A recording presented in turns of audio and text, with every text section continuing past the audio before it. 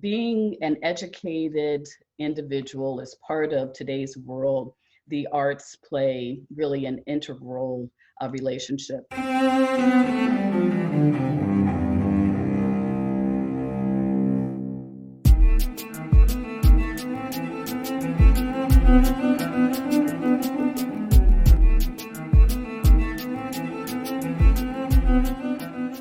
Welcome to Arts Engines. I am your host, Aaron Dworkin, and with us today, we are pleased to have Toni-Marie Montgomery, who serves as Dean of the Bienen School of Music at Northwestern University.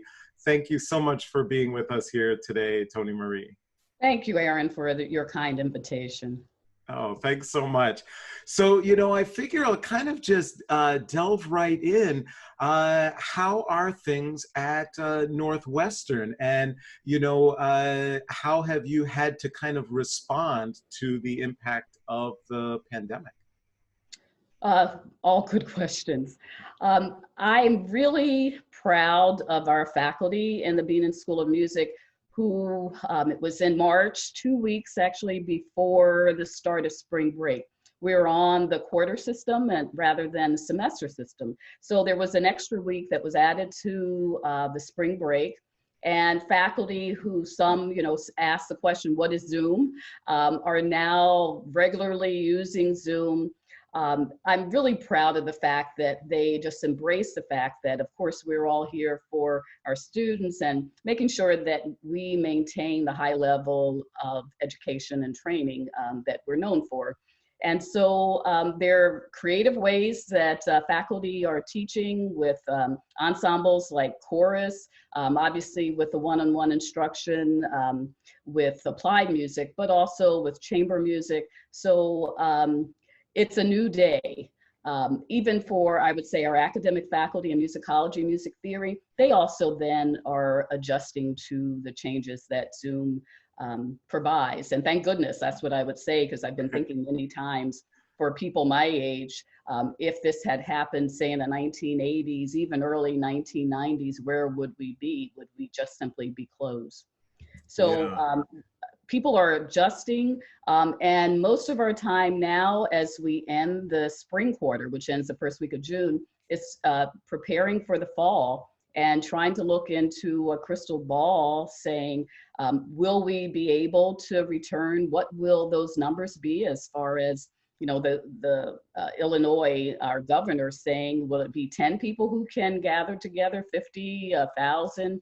So making lots of plans A, B, C, D, probably all the way to Z. Absolutely, absolutely.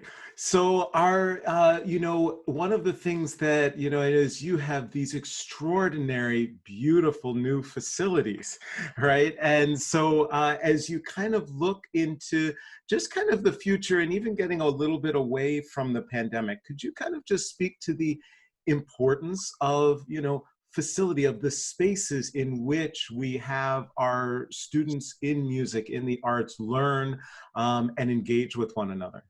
Thank you for bringing up what I call as my 12-year-old baby, because the building, of course, took that many years during my tenure, but I think about my predecessors and their time. Our facilities, we were separated into essentially like about 3 separate buildings. And the fact of community for musicians, of course, is critical. Being together, being able to work together to talk to each other. And our separation, our geographical separation, really prevented the type of community building that's necessary. I also say, and especially to our trustees at the university and our 2 presidents, the current one and former, that the building represents really the excellence of the school, the faculty, our current students, but also all of our alums. So we're now in a situation where we do have a building that reflects the excellence of the school.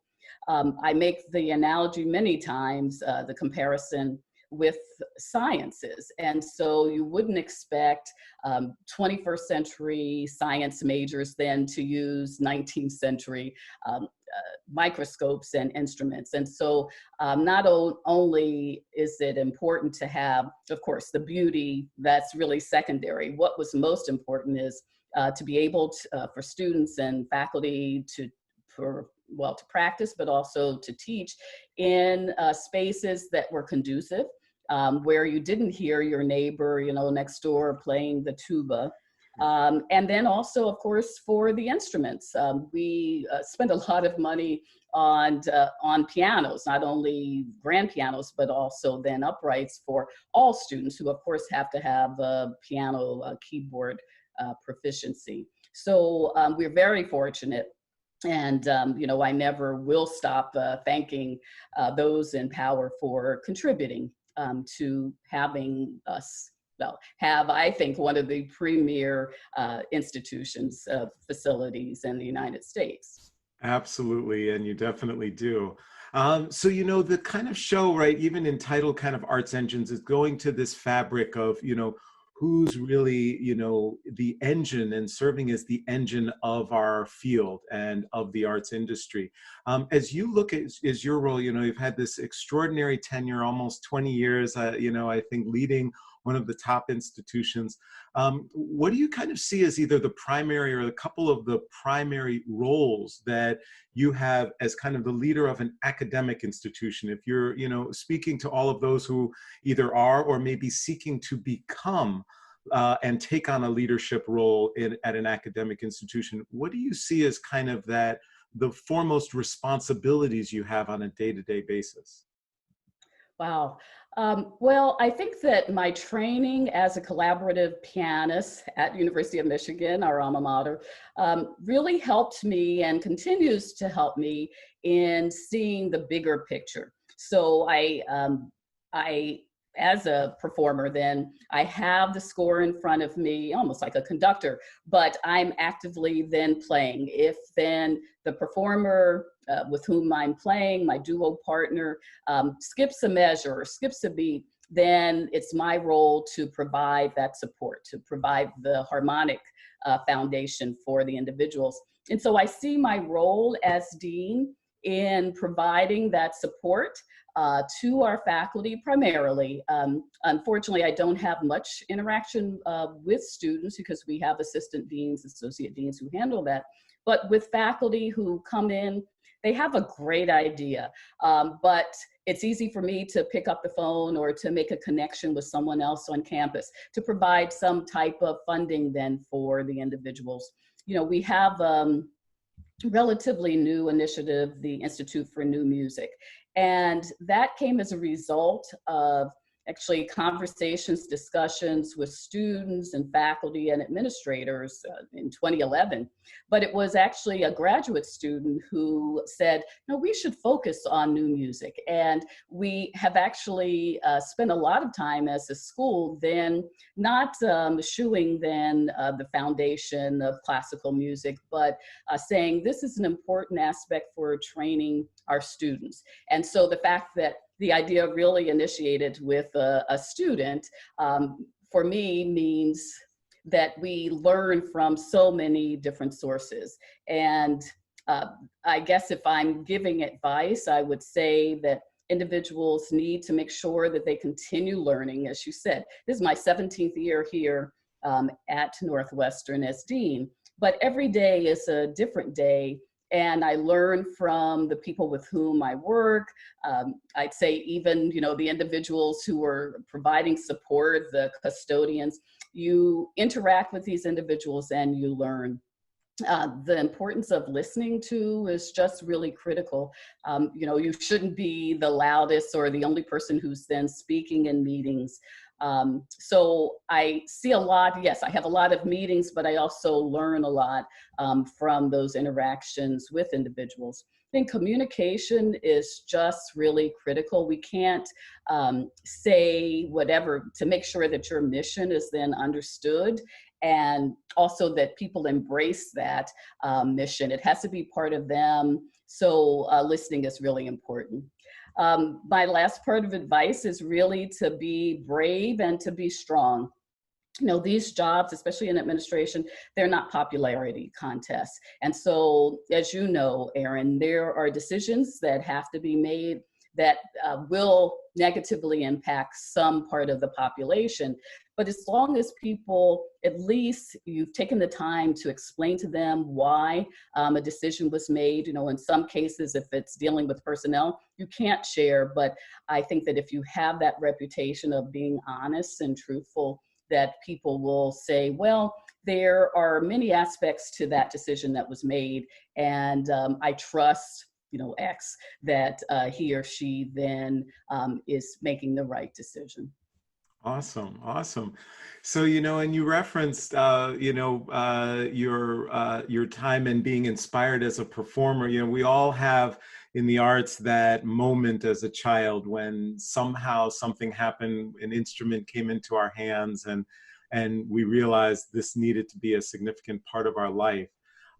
For you, when did that happen? And if I read correctly, at some point that actually led to your mom being able to save up and secure a Steinway, I think, for you early on. But what was your moment of initial passion that brought you connected to the piano and to music?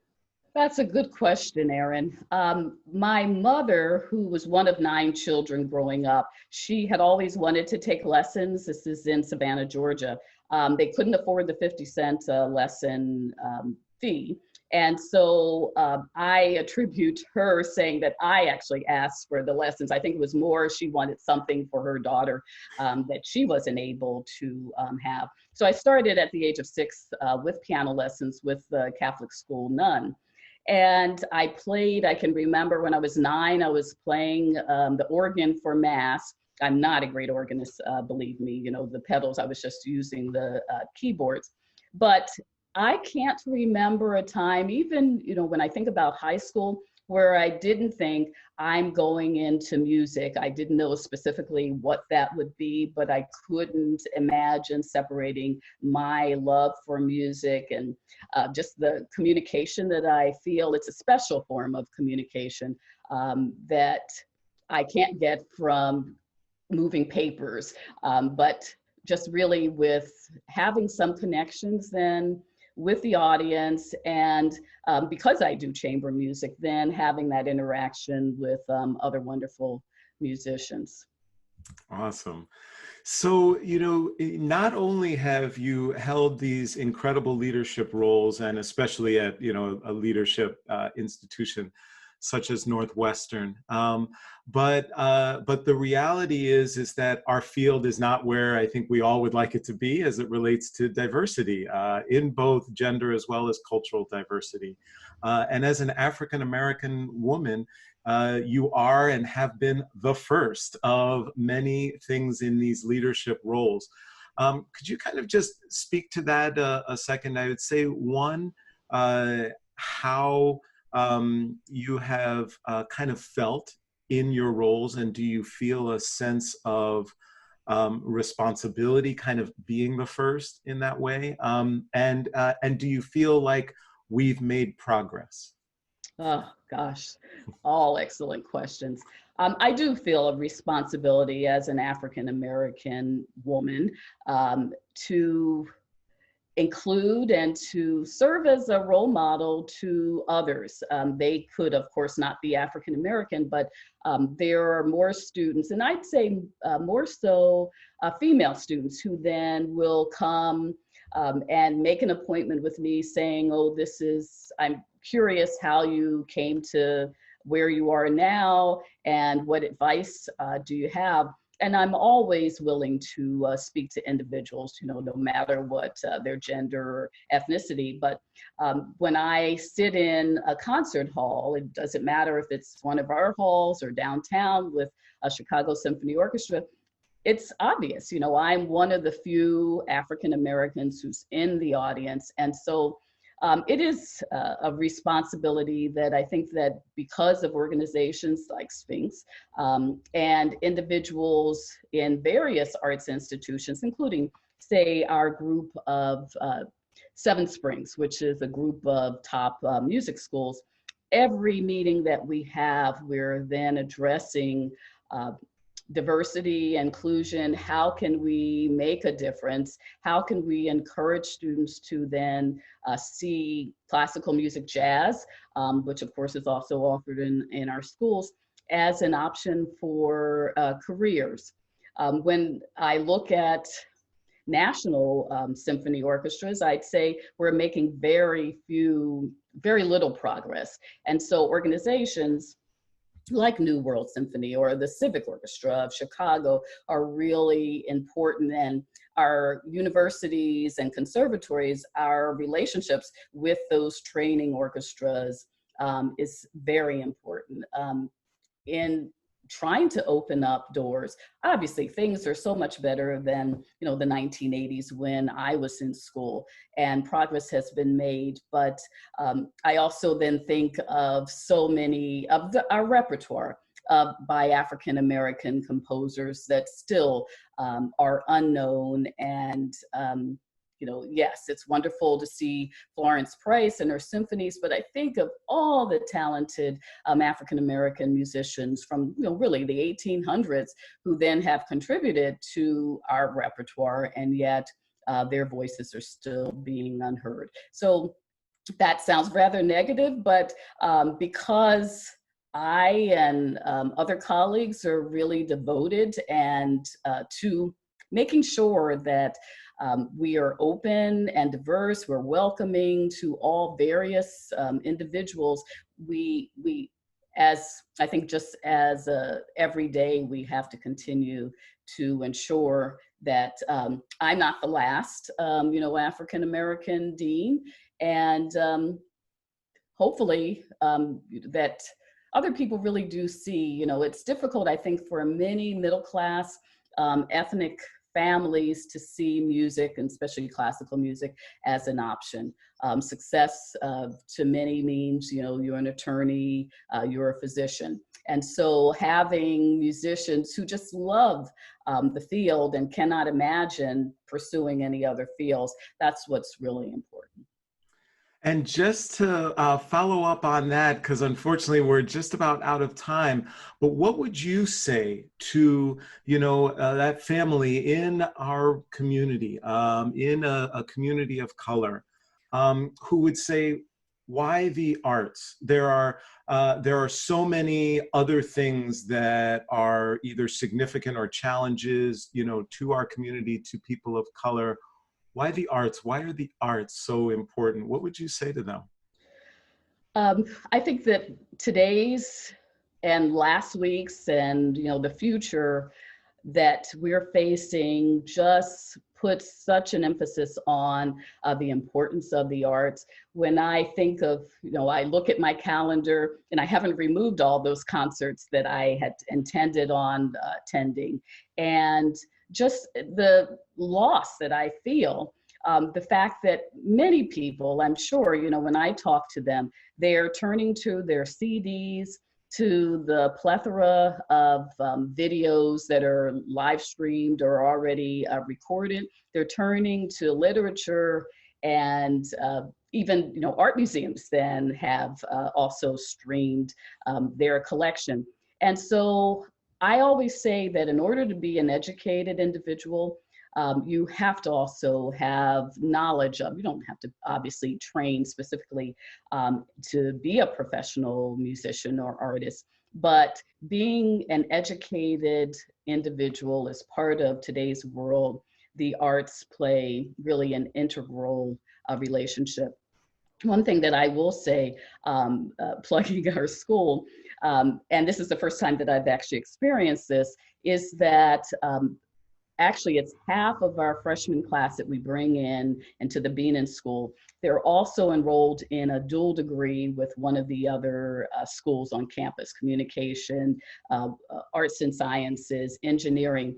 And so I would say, to answer your question, not only to, you know, wax eloquently or try to do so with those parents, but to encourage them that a university is a wonderful place where a student who has spent time, you know, practicing and honing their skills to be accepted to a music school, but then also that they have another interest. And today I'm finding that students have multiple interests. And it's not that they're dilettantes, but somehow they are able then to balance the requirements of those 2 degrees. And success doesn't always mean being on the stage, as you and I know. Success also would be that individual who perhaps was majoring in violin and then also in finance. And if they choose to then pursue the finance aspect, we still have succeeded because they will then contribute to their communities.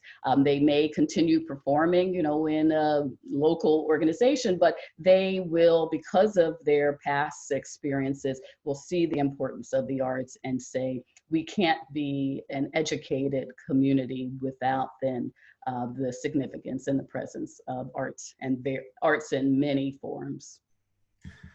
Toni-Marie Montgomery, you truly are one of the great arts engines that is powering creativity in our society. Thank you so much for joining us and being here on the show. Thank you again, Erin. I really appreciate the invitation.